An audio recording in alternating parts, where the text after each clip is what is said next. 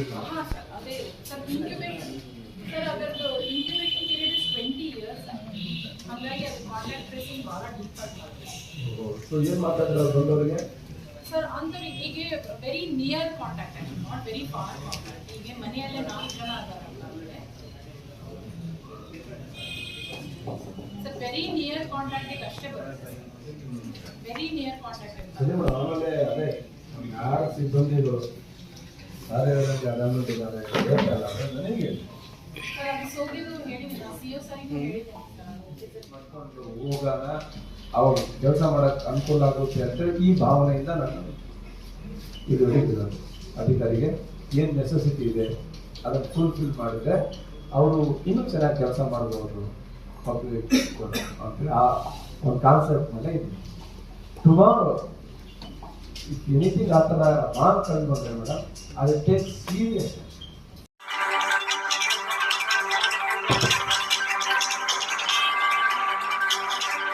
ನಗರ ಜಿಲ್ಲೆ ಹೂವಿನಹಡಗಲಿ ಪಟ್ಟಣದಲ್ಲಿ ತಾಲೂಕಾ ಪಂಚಾಯತ್ ರಾಜೀವ್ ಗಾಂಧಿ ಸಭಾಂಗಣದಲ್ಲಿ ಶಾಸಕರಾದಂತಹ ಕೃಷ್ಣಾ ನಾಯ್ಕರಿವರ ಅಧ್ಯಕ್ಷತೆಯಲ್ಲಿ KDP ತ್ರೈಮಾಸಿಕ ಸಭೆ ನಡೆಯಿತು. ಇಒ ಉಮೇಶ್ ರವರು, ತಹಸೀಲ್ದಾರ್ ಅಂಬರೀಶ್ ರವರು, ತಾಲೂಕ್ ಪಂಚಾಯತ್ ಯೋಜನಾಧಿಕಾರಿ ಅಶೋಕ್ ರವರು ಈ ಬಂದು ಕಾರ್ಯಕ್ರಮದಲ್ಲಿದ್ದರು. ಅಧ್ಯಕ್ಷತೆಯನ್ನು ಶಾಸಕರಾದಂತಹ ಕೃಷ್ಣಾ ನಾಯ್ಕರವರು ಅಧ್ಯಕ್ಷತೆಯನ್ನು ವಹಿಸಿದರು. ಬಹುಗಂಭೀರವಾದಂತಹ ವಿಷಯಗಳು ಚರ್ಚೆ ಆದವು. ವಿಶೇಷವಾಗಿ ಬಿತ್ತನೆ ಸಂದರ್ಭದಲ್ಲಿ ರೈತರಿಗೆ ಬೀಜ ಗೊಬ್ಬರ ಯಾವುದೂ ಕೂಡ ಕೊರತೆ ಆಗಬಾರ್ದು ಎನ್ನುವಂತಹ ಒಂದು ಕಟ್ಟುನಿಟ್ಟಿನ ಸಂದೇಶವನ್ನು ರವಾನೆ ಮಾಡಿದರು. ಕೃಷಿ ಇಲಾಖೆ ಹಾಗೂ ತೋಟಗಾರಿಕೆ ಇಲಾಖೆ ಬಗ್ಗೆ ಬಹು ಚರ್ಚೆಗಳು ಕೂಡ ನಡೆದವು. ಆರೋಗ್ಯ ಇಲಾಖೆಯ PHCಗಳಲ್ಲಿ ಸಿಬ್ಬಂದಿ ಕೊರತೆ, ವೈದ್ಯರ ಕೊರತೆಯ ಬಗ್ಗೆ ತಾಲೂಕಾ ಮೆಡಿಕಲ್ ಆಫೀಸರ್ THO ಸ್ವಪ್ನ ಕಟ್ಟಿಯವರು ಶಾಸಕರ ಗಮನವನ್ನು ಸೆಳೆದರು. ನಮ್ಮಲ್ಲಿ ಸಿಬ್ಬಂದಿ ಕೊರತೆ ಇದೆ, ವೈದ್ಯರ ಕೊರತೆ ಇದೆ ಎನ್ನುವಂತಹ ಒಂದು ಮಾತನ್ನು ಹೇಳಿದರು. ಸಭೆಯಲ್ಲಿ ಅನೇಕರು ತಮ್ಮ ತಮ್ಮ ಯೋಜನೆಗಳ ಬಗ್ಗೆ, ತಮ್ಮ ತಮ್ಮ ಅಭಿವೃದ್ಧಿ ಕಾಮಗಾರಿಗಳ ಬಗ್ಗೆ ಮಾಹಿತಿಯನ್ನು ನೀಡಿದರು. ಸಭೆಗೆ ಸಬ್ ರಿಜಿಸ್ಟ್ರಾರ್ ಆಫೀಸ್ನಲ್ಲಿ ನಡೆಯುವಂತಹ ಏನು ಗೋಲ್ಮಾಲ್, ಸೀಲು ಅವ್ರದ್ದೇ, ಸೈನು ಅವರೇ, ಅಧಿಕಾರಿಗಳ ಸೀಲನ್ನು ಕೂಡ ಪಡೆದುಕೊಂಡು ಅವರೇ ಸೈನ್ ಮಾಡಿ ಸೀಲ್ ಹಾಕ್ತಾರೆ. ಇಂತಹ ಒಂದು ಗೋಲ್ಮಾಲ್ ಕೆಲಸ ನಡೀತಾ ಇದೆ ಹೂವಿನಡಗಲಿ ಸಬ್ ರಿಜಿಸ್ಟ್ರಾರ್ ಆಫೀಸ್ನಲ್ಲಿ. ಅದಕ್ಕೆ ಕಡಿವಾಣ ಹಾಕಬೇಕು ಎನ್ನುವಂತಹ ಸೂಚನೆಯನ್ನು ಕೂಡ ನೀಡಿದರು ಸಬ್ ರಿಜಿಸ್ಟ್ರಾರ್ ನೋಂದಣಿ ಅಧಿಕಾರಿಗಳಿಗೆ. ತಹಸೀಲ್ದಾರ್ಗೂ ಕೂಡ ಗಮನ ಹರಿಸುವಂತ ಹೇಳಿದರು. ಪ್ರತಿಯೊಬ್ಬ ಅಧಿಕಾರಿಗಳಿಗೂ ಕೂಡ ಭಾಳ ಸಮಾಧಾನ ಚಿತ್ತದಿಂದ ನಿಮ್ಮ ಜವಾಬ್ದಾರಿಗಳು ನಿಮಗಿರಲಿ ಎನ್ನುವಂತಹ ಮಾತನ್ನು ಹೇಳಿದರು.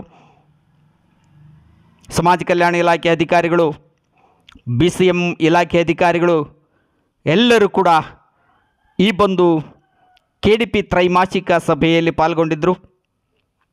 ಹೂವಿನಡಗಲಿ ವಿಧಾನಸಭಾ ಕ್ಷೇತ್ರದ ವ್ಯಾಪ್ತಿಯಲ್ಲಿ ಬರುವಂತಹ ಹಗರಿಬೊಮ್ಮನಹಳ್ಳಿಯ ತಾಲೂಕಿನ ಅಧಿಕಾರಿಗಳು ಕೂಡ ಈ ಒಂದು KDPಯಲ್ಲಿ ಪಾಲ್ಗೊಳ್ಳುವುದರ ಮೂಲಕ ತಮ್ಮ ಯೋಜನೆಯ ರೂಪುರೇಷೆಗಳನ್ನು, ಅಭಿವೃದ್ಧಿಯ ಕಲ್ಪನೆಗಳನ್ನು ತಿಳಿಸಿದರು.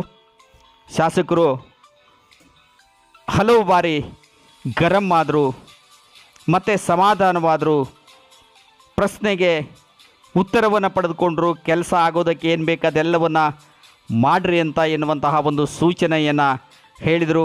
ಬನ್ನಿ ಮಾತನಾಡಿದ್ದಾರೆ ಶಾಸಕರಾದಂತಹ ಕೃಷ್ಣಾ ನಾಯ್ಕರವರು, ಇಒ ಉಮೇಶ್ ರವರು, ತಹಸೀಲ್ದಾರ್ ಅಂಬರೀಶ್ ರವರು, ಅಶೋಕ್ ರವರು. ಕೇಳೋಣ ಅವರ ಮಾತುಗಳನ್ನು. ಏನು ರೈತರು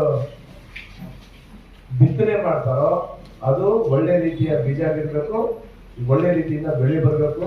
ಯಾವುದೋ ಕಾರಣ ಬೀಜದ ಕಾರಣದಿಂದ ಏನಾದ್ರು ಆದ್ರೆ ಇಮಿಡಿಯೇಟ್ಲಿ ಆ ಯಾವ ಕಂಪ್ನಿ ಬೀಜ ಅಂತೇಳಿ ತಮ್ಮ ಹತ್ರ ತಗೊಂಡೋಗಿರೋದ್ರೆಲ್ಲ ಬೀಜನೇ ಇರಬೇಕು. ಆಧಾರ್ ಕಾರ್ಡ್ ಏನ್ ಮಾಡ್ತಿದ್ದೀರಾ ನೀವು ಬೀಜದ ಪ್ರಕಾರ ಇಮಿಡಿಯೇಟ್ಲಿ FIR ಮಾಡಬೇಕು.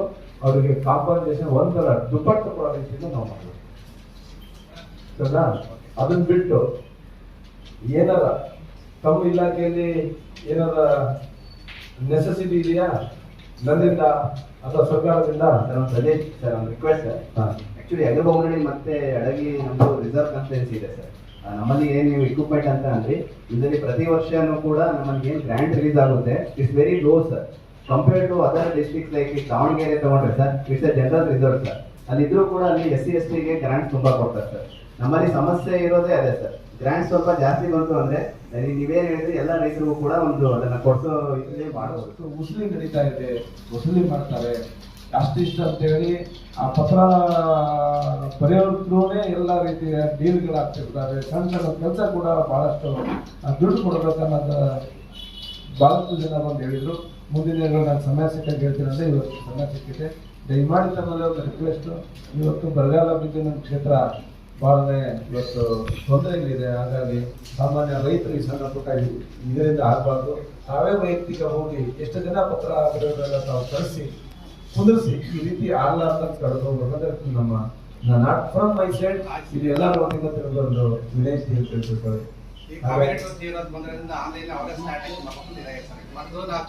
ಆದ್ರೂ ಬೇರೆ ಯಾವ್ದೊಂದು ದಾರಿ ಅವರು ಹುಡುಕಿ ಹುಡುಕ್ತಾರೆ, ಯಾವ್ದೊಂದೊಂದು ದಾರಿ ಅವರು ಹುಡುಕಿ ಹುಡುಕ್ತಾರೆ.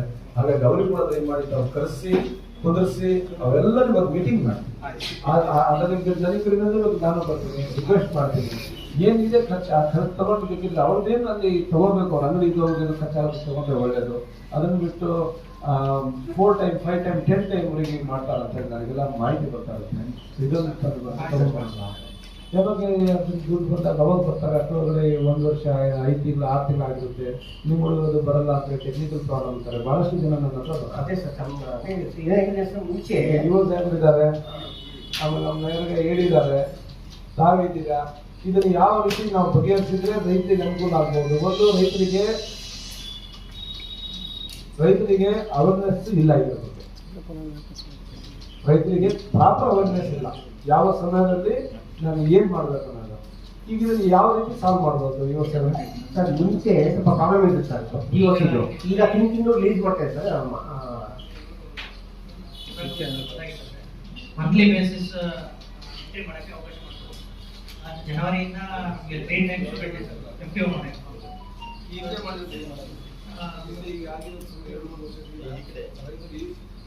ಸುಮಾರು 2-3 ವರ್ಷದ ಹಿಂದೆ ಹಾಕಿರೋದು ಅವರು ಈಗಲೂ ಅಲ್ಲಾಡ್ತಾರೆ. ಯಾರು 2-3 ವರ್ಷದಿಂದ ಬಿಲ್ ಎಂಟ್ರಿ ಮಾಡಿದ್ರೆ ಅವಾಗೆ ಆಗಿದೆ ಸರ್. BOC ನಾನು ಇರಲಿಲ್ಲ ಸರ್, ಅವಾಗ ಎಂಟ್ರಿ ಆಗಿರಲಿಲ್ಲ. ಏನಾಗಿದೆ ನಿಮ್ಮ ಸಬಾರ್ಡಿನೇಟ್ ಇದ್ದಾರೆ ಹಿಂದೆ ಇದ್ದವರು ಎಂಟ್ರಿ ಮಾಡಿದ್ದಾರೆ ಸರ್. ಬಟ್ ಅವಾಗ CPS ಮಾಡಿದ್ರು ಸರ್. ಅವರು ಈಗ ಪ್ರೆಸೆಂಟ್ CPS ಲೊಕೇಶನ್ ಕ್ಯಾಪ್ಚರ್ ಮಾಡ್ತಾರೆ. ಈಗ ನರೇಗಾ ಸ್ಕೀಮ್ ನೆನ್ನೆ ಮೊನ್ನೆ ಬಂದಿದ್ದಲ್ಲ, ಕಳೆದ 2008ರಿಂದಾನೇ ಇಂಪ್ಲಿಮೆಂಟ್ ಮಾಡ್ತಿದ್ದೀವಿ. ನೀವು ಡ್ಯೂ ಪ್ರೊಸೀಜರ್ ಫಾಲೋ ಮಾಡಿಲ್ಲ ಅಷ್ಟೇ. ಶೇರ್ ಆಗದೆ ಇರೋದು ಸುಮಾರು ಇತ್ತು ಸರ್. ಟೆಕ್ನಿಕಲ್ ಪ್ರಾಬ್ಲಮ್ ಅನ್ನ ಬರೋದು MIS ಕೋಆರ್ಡಿನೇಟರ್